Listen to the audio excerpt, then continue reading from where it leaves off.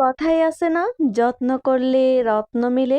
আপনি যদি যত্ন করেন, যে কোনো জিনিস বলেন, তাকে কিন্তু সুন্দর একটা রূপ দেওয়া যায়, সুন্দর একটা সম্পর্ক করা যায়। আপনি যদি যত্ন না করেন, কোনো জিনিসই টিকবে না। সেটা জিনিস বলেন আর মানুষ বলেন। সবাই কিন্তু যত্নের পাগল। একটা সম্পর্কে যদি আপনি যত্ন না করেন, সম্পর্কটা দেখবেন খুব বেশি একটা তিক্ততা চলে আসে। তেমনি একটা জিনিসেও যদি আপনি যত্ন না করেন, সেই জিনিসটাও কিন্তু খুবই তাড়াতাড়ি নষ্ট হয়ে যায়। যেমন ধরুন এই সসের বোতলটা, এটা কিন্তু অযত্নে পড়েছিল, কোনো কাজেরই ছিল না। তো আমি ভাবতেছিলাম এটা দিয়ে কি করা যায়, কি করা যায়। হঠাৎ করে মাথায় প্ল্যান আসলো, আমি তো ছোটবেলা থেকে কারিগরি করার জন্য খুব বেশি এক্সপার্ট। তার মানে ঘরের যত যাবতীয় জিনিস আছে সবগুলো কিন্তু আমার নিজের হাতে করতে আমার খুব বেশি ভালো লাগে। আমার বাসায় হয়তোবা সম্পূর্ণ ভিডিও আপনাদেরকে দেখাতে পারবো না বাসার। আর আমার বাসায় যেগুলো জিনিস আছে বিভিন্ন ধরনের কাগজের তৈরি, অনেক ধরনের ক্লে দিয়ে তৈরি, অনেক ধরনের শোপিস আছে যেগুলো আমি নিজে বানিয়েছি এবং মাশাআল্লাহ খুবই সুন্দর করে বানিয়েছি। আর ছোটবেলা থেকে আমার এই কাজগুলো করতে অনেক বেশি ভালো লাগে, মানে আজেইরা কাজগুলো আর কি। আজেইরা মানুষের আজেইরা কাজ করতে এমনিতেও বেশি ভালো লাগে। বাবু হওয়ার পর থেকে এই কাজগুলো খুব কম হচ্ছে, তাও যে করি নাই তাই না, মাঝে মধ্যে অল্প একটু করেছি, অনেক জিনিসই করেছি।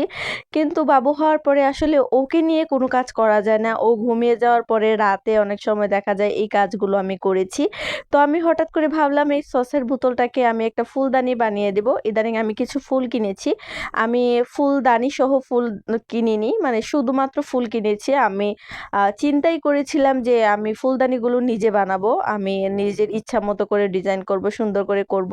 বেশ অনেকদিন যাবৎ আমি এই কারিগরি কাজগুলো করতেছি না, মানে বাচ্চা ছোট থাকার কারণে ওকে নিয়ে এই কাজগুলো করা যায় না, অনেক বেশি যন্ত্রণা করে, ঝামেলা করে।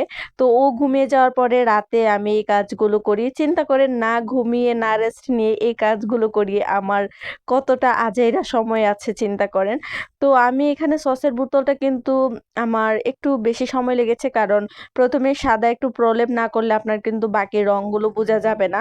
তো আমি প্রথমে কিন্তু সাদা রংটা করে নিয়েছিলাম, করে নেওয়ার পরে আমি কিন্তু ফুল একদিন এটা রেস্টে রেখে দিয়েছিলাম, যাতে করে রংটা ভালো করে বসে যায়। যদি সাদা রংটা ভালো করে না বসে, আপনার উপরের রংগুলো কিন্তু বসবে না, এলোমেলো হয়ে যাবে, ছড়ানো ছিটানো হয়ে যাবে, দেখতে একটুও ভালো লাগবে না। পরের দিন আবার এটাতে আমি ডিজাইন করেছি আমার ইচ্ছা মতো। আমি বিভিন্ন কালারফুল জিনিস আমার খুব বেশি পছন্দ। তো আমি অনেক কালারফুল রং করেছি, আপনারা চাইলে সিম্পল ভাবে করতে পারেন। আমি করেছি যাতে সবগুলো ফুলদানির সাথে এটা মানায়। লাল ফুল দেন, নীল ফুল দেন, হলুদ ফুল দেন, সবগুলো ফুলের সাথে কিন্তু এটা মানাবে। আমি পরপর ২টা ফুল দিয়ে ট্রাই করে দেখেছি কোনটাতে ভালো লাগে। মাশাআল্লাহ সবগুলো ফুল দিয়েই কিন্তু খুব ভালো মানিয়েছে। আপনারা চাইলেও এভাবে বানাতে পারেন। তো আমার ভিডিওটা কেমন লেগেছে অবশ্যই কমেন্ট বক্সে জানাবেন। আল্লাহ হাফেজ।